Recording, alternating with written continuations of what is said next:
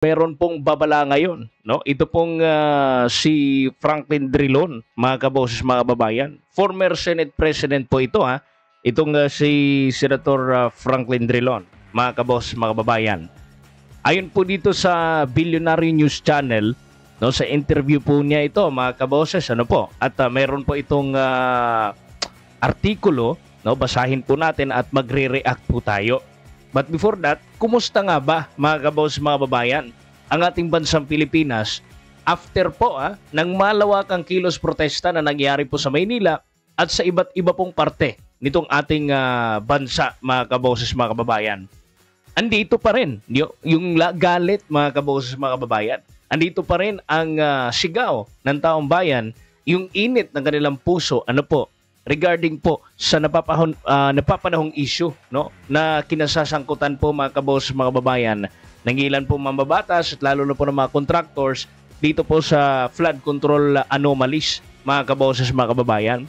Ngunit magandang basahin po ito, ano po, kasi para rin po ito sa atin, mga kaboses, mga babayan, para tayo po'y maging mulat, ano po, mga kaboses, sa katotohanan po na posibleng mangyari, no, sa ating bayan, mga kaboses. Sapat na ba yung rally-rally, ano po, mga kaboses, ha? Sapat na ba yung pagsisisigaw natin dyan? Sapat na ba itong pinaggagawa ni Presidente Marcos Jr., ano po, para sa ating bayan, mga kaboses? So, ito po yung artikulo ng Billionaire News Channel. Pero bago po tayo dyan mag-react, mga kaboses, mga babayan, sa statement ni Drilon, paki-subscribe, like and share po at hit the notification bell para notified po kayo sa lahat po natin ng mga uploads everyday, mga kaboses, dito sa ating YouTube channel sa Standpoint, mga kaboses. At ako nga pala, yung mga kasama ngayon araw, si Kaboses Wins, mga kaboses. So standby lang kayo dyan, no? Sabayin nyo ako, pwede kayo mag-comment, mag-react doon sa baba po ng ating comment section. Drilon, corruption thrives as weak accountability measures let plunderers walk free. Ayun po dito, ano po by Edison Joseph Gonzales. Ano po, mga kaboses, mga babayan. Former Senate President Franklin Drilon on Sunday said impunity and a weak rule of law have allowed large-scale corruption in the government to thrive as he underscored the urgent need to overhaul the country's institution tasked with exacting accountability. Mga kaboses, mga babayan. Weak rule of law. Ito pong impunity, mga kaboses, mga kababayan. Ano nga ba ito? Ano po? Simple lamang po, mga kaboses, mga kababayan. No, alam po natin itong batas po natin may butas. Kung sino po yung mga maraming mas makapangyarihan, nakakalabas po, mga kaboses, mga kababayan, sa kanilang mga kaso. Ano po? Nakakalabas po, mga kaboses, nagiging exempted po sa mga nangyayari po o sa mga dapat po nilang panagutan na kaso. Ano po? Weak rule of law. Ang nag-allow ra po ng large-scale corruption ng ating gobyerno, mga kaboses, mga kababayan, na kailangan na talaga ng urgent, no, na i-overhaul itong ating institusyon. Ano po, mga kaboses, mga kababayan. Sa nakikita po natin ngayon, grabe yung rally, mga kaboses, at si Presidente Marcos gumawa pa nga ng independent commission. Ang tanong, hanggang saan ba iyan? Mga kaboses, mga babayan. Nakikita natin ngayon yung Senate, mga kaboses, para bagang yung House of Representatives mas pinapaboran nila yung si Bryce Hernandez, mga kaboses, mga babayan, no, na magsiwalat doon sa dalawang senador na nadawit na kanya pong inilaglag, no, na si Jinggoy Estrada at si Joel Villanueva, na aga naman po nila itong dininay, mga kaboses, itong mga pangaratang ni Bryce Hernandez. Pero hindi po magawa, no, ng House of Representatives, mga kaboses, mga babayan, na habulin, no, si Martin Romualdez na isa po sa isiniwalat din ng mga pangalan ng mga pamilyang Diskaya. Ano po? Ni Curly Diskaya at ni Sara Diskaya, mga kaboses. At matinding akusasyon lang po yun. Hindi lamang po isa. Kasama po dyan si Zaldico at iba pa mga kongresista. Ano po? Napakarami pong congressman doon. Arjo Atayde. At marami pa po, mga kaboses. Pero hindi po nila kinatigan. mas kinatigan po nila si Bryce Hernandez na dalawa lang po ang isiniwalat. Hindi pa tayo sure kung gaano katotoo iyon.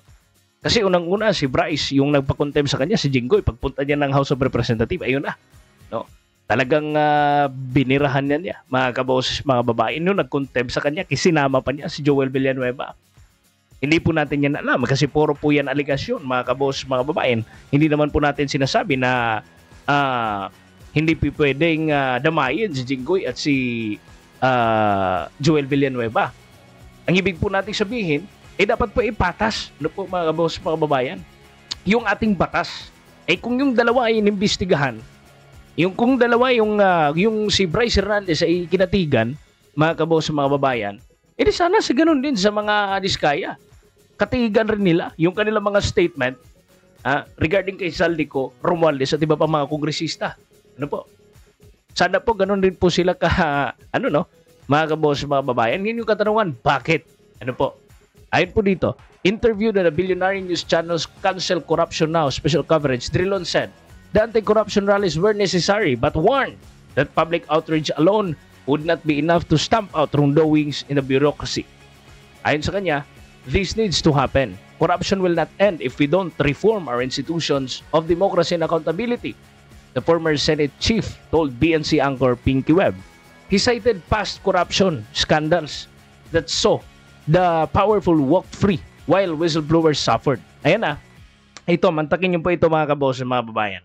One such case involved Rodolfo Jun Lozada, who was convicted and jailed after exposing the scuttled $329 million national broadband network deal with China's ZTE Corporation during the Arroyo administration.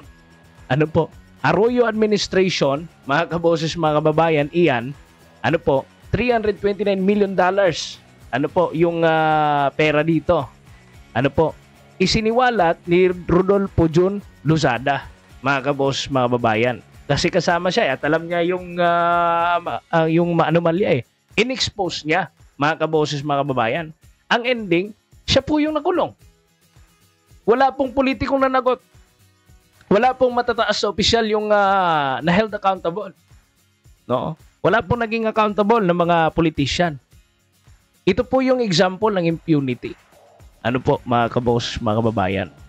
Baga salba, mga kaboses, yung mga makapangyarihan. Ito pa.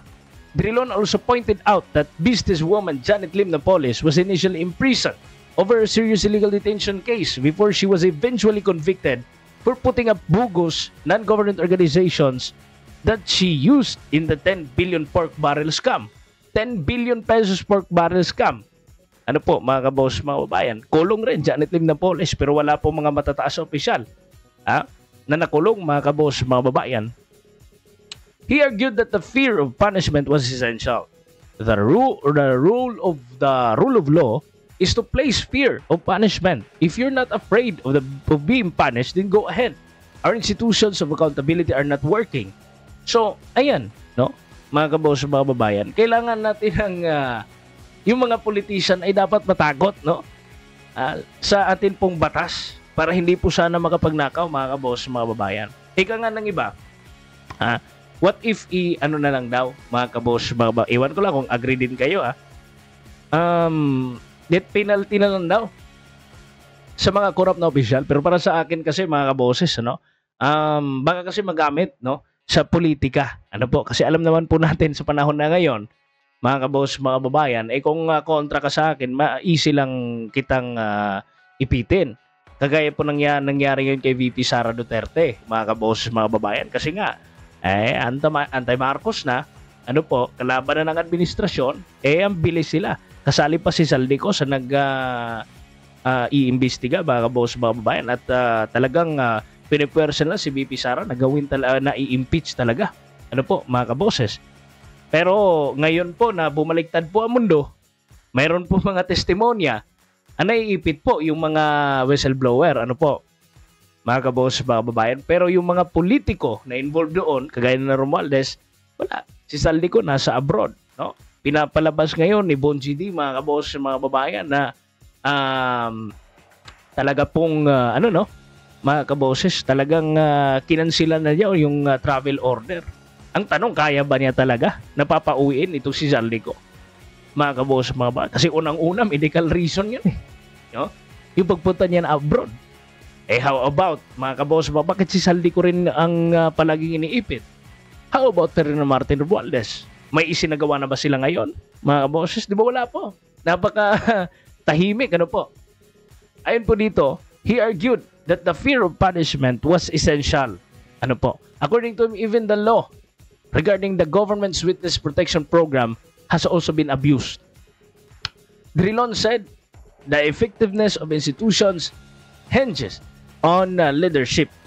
Institutions are only as effective as the people running them.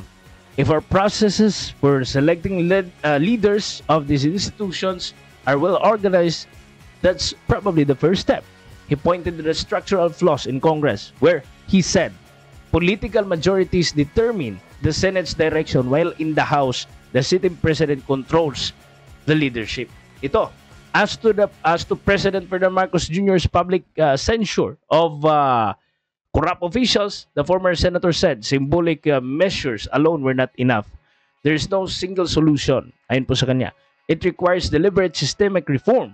People see that doing wrong leads to no consequences.